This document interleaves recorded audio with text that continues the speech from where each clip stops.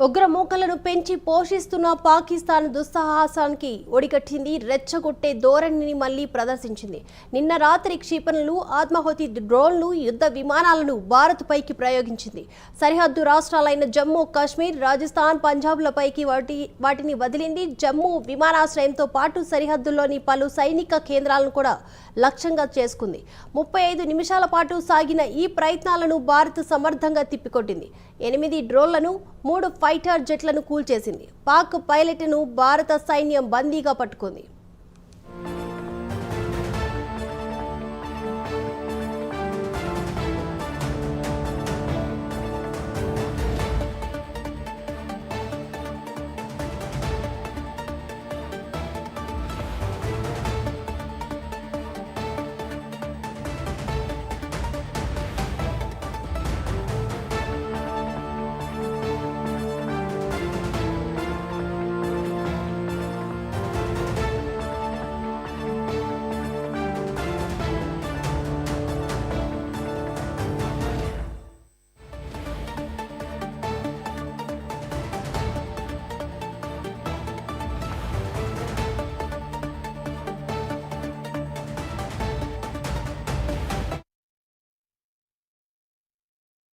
పాక్ దుస్సాహసంపై కూడా జాతీయ భద్రతా సలహాదారు అజిత్ సమీక్షించారు. అనంతరం ఆయన పూర్తి వివరాలను కూడా ప్రధాని మోదీకి తెలిపారు. పాక్ దాడి తర్వాత ఫైసలాబాద్, సర్గోదాలోని ఆ దేశ రక్షణ వ్యవస్థలను భారత్ ధ్వంసం చేసింది. వాస్తవానికి మొన్న రాత్రి నుంచి దాడులకు ప్రయత్నిస్తున్న పాకిస్తాన్ క్షిపణులు, డ్రోన్లతో దాడి చేయడానికి 15 లక్ష్యాలను ఎంచుకుంది. దీన్ని ముందుగానే పసిగట్టిన భారత్ ఇంటిగ్రేటెడ్ కౌంటర్ మానవ రహిత ఎయిర్ క్రాఫ్ట్ వ్యవస్థతో విజయవంతంగా అడ్డుకుంది.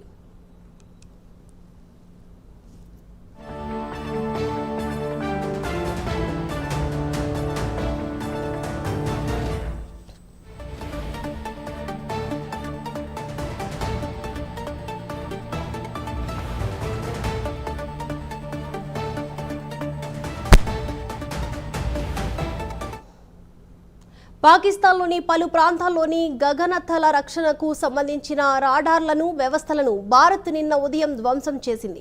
పాక్ రాజధాని నగరం ఇస్లామాబాద్లో నిన్న సైరన్ల మోత మోగింది. అదే సమయంలో ప్రధానమంత్రి షెహబాజ్ షరీఫ్ కార్యాలయంలో కూడా సమావేశం జరుగుతుండడం అక్కడ విశేషం. అయితే ఈ అంశానికి సంబంధించి ఓవరాల్ అప్డేట్స్ అందించడానికి మా ప్రతినిధి చంద్రశేఖర్ లైవ్లో సిద్ధంగా ఉన్నారు. చంద్రశేఖర్.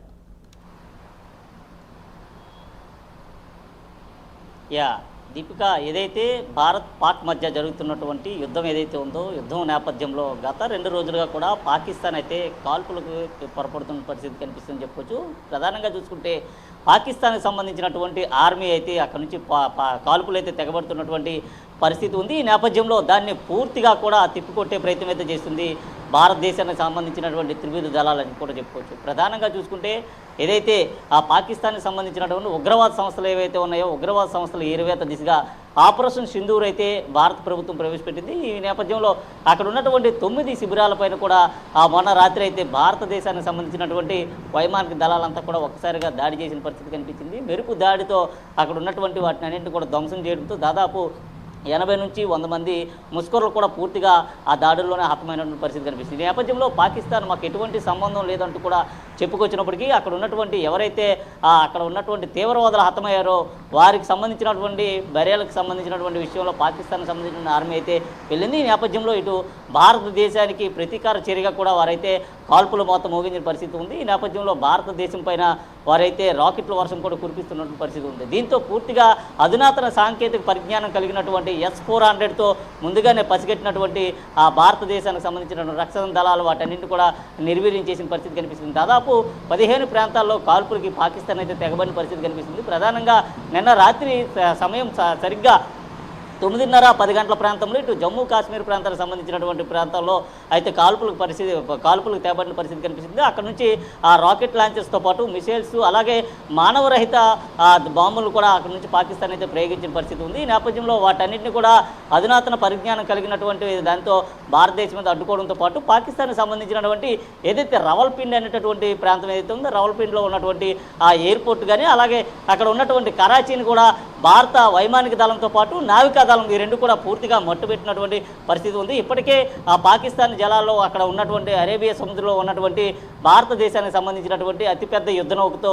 పూర్తిగా అక్కడ ఉన్నటువంటి వాటి అన్నింటినీ, అలాగే పాకిస్తాన్కి సంబంధించినటువంటి నేవీని కానీ అక్కడ కొన్ని శిబిరాలను కూడా ధ్వంసం చేసిన పరిస్థితి కనిపిస్తుందని చెప్పుకోవచ్చు. ఇప్పటికే ఈ ఘటన జరుగుతున్నటువంటి సమయంలో పాకిస్తాన్కి సంబంధించినటువంటి ప్రధానమంత్రి కూడా నిన్న ఉదయం అయితే సమావేశం ఏర్పాటు చేశారు. అయితే సమావేశం అనంతరం కూడా నిన్న సాయంత్రం అయితే కాల్పులకు తెగబడినటువంటి పాకిస్తాన్ ఆర్మీకి అయితే గట్టిగా ఎదురు దెబ్బే తగిలిందని చెప్పుకోవచ్చు. అక్కడ ఉన్నటువంటి వాటన్నిటిని కూడా భారతదేశానికి సంబంధించినటువంటి వాయువు కానీ లేకపోతే నేవీకి సంబంధించి కానీ ఆర్మీకి సంబంధించి కానీ త్రివిధ దళాలన్నీ కూడా గట్టిగా దీటైనటువంటి సమాధానమే చెప్పాయి. అలాగే పాకిస్తాన్కి సంబంధించినటువంటి 3 యుద్ధ విమానాలను కూడా కూల్చివేసిన పరిస్థితి అయితే ఉందని చెప్పుకోవచ్చు. ఏదైతే సామాన్య పౌరులపైన ఎక్కుపెట్టేటటువంటి పాకిస్తాన్కి పూర్తిగా దీటైన సమాధానమే చెప్పారు. అలాగే దానికి సంబంధించినటువంటి ఒక పైలట్ను కూడా భారతదేశానికి సంబంధించినటువంటి రక్షణ దళాలు కూడా అదుపులోకి తీసుకున్నటువంటి పరిస్థితి కనిపిస్తుంది. అయితే ఈ నేపథ్యంలో యుద్ధం జరుగుతున్నటువంటి సమయంలో పాకిస్తాన్కి సంబంధించినటువంటి ప్రధానమంత్రి ఎవరైతే ఉన్నారో పూర్తిగా పాకిస్తాన్ విడిచి పారిపోయిన పరిస్థితి కూడా ఉంది. ప్రధానంగా చూసుకుంటే భారతదేశం పైన విరుచుకుపడేటటువంటి పాకిస్తాన్ పూర్తిగా ఈ 2 రోజుల్లో తగిలినటువంటి చాలా పెద్ద దెబ్బ అని చెప్పుకోవచ్చు. ఎందుకంటే పాకిస్తాన్ ఆర్మీ తెగబడుతున్నటువంటి కాల్పులు ఏవైతే ఉన్నాయో ఆ కాల్పుల నేపథ్యంలో అమాయకమైనటువంటి ప్రజలే పూర్తిగా ప్రాణాలు కోల్పోతున్న పరిస్థితి ఉంది. ఈ నేపథ్యంలో వాటన్నింటినీ కూడా భారతదేశానికి సంబంధించినటువంటి రక్షణ దళాలన్నీ కూడా తిప్పుకొట్టిన పరిస్థితి కనిపిస్తుంది. అయితే నిన్న జరిగినటువంటి విషయం ఏదైతే ఉందో దాన్ని కూడా పూర్తిగా భారతదేశ ప్రధానమంత్రితో కూడా అజిత్ దోవల్ అయితే రాత్రి చర్చించినటువంటి పరిస్థితి ఉంది. ముఖ్యంగా జరిగినటువంటి హింసాత్మకమైనటువంటి ఘటనలు ఏవైతే ఉన్నాయో పాకిస్తాన్ పాల్పడుతున్నటువంటి హింసాత్మక ఘటనలు కానీ లేదా సాధారణ పౌరులపైన ఆ కాల్పులు జరుపుతున్నటువంటి ఘటనలు ఏవైతే ఉన్నాయో వాటన్నిటికి సంబంధించినటువంటి సమగ్ర దర్యాప్తును చేసేందుకు భారతదేశ ప్రధానమంత్రితో కూడా అజిత్ దోవల్ అయితే నేను సాయంత్రం మాట్లాడిన పరిస్థితి కనిపిస్తుంది. అయితే ఈ నేపథ్యంలోనే పాకిస్తాన్ ఒకసారిగా కాల్పులు తెగబడడంతో భారతదేశానికి సంబంధించినటువంటి త్రివిధ దళాలు ఏవైతే ఉన్నాయో ఇండియన్ నేవీ కానీ ఆర్మీ కానీ ఎయిర్ ఫోర్స్ కానీ వీటన్నింటినీ కూడా తిప్పుకొట్టిన పరిస్థితి కనిపిస్తుంది. ప్రధానంగా చూసుకుంటే అటు గగనతలంతో పాటు ఇటు సముద్ర జలాల్లో కూడా పాకిస్తాన్కి దీటైన దెబ్బే తగిలిందని చెప్పుకోవచ్చు. Deepika. Right, thank you Chandrasekhar.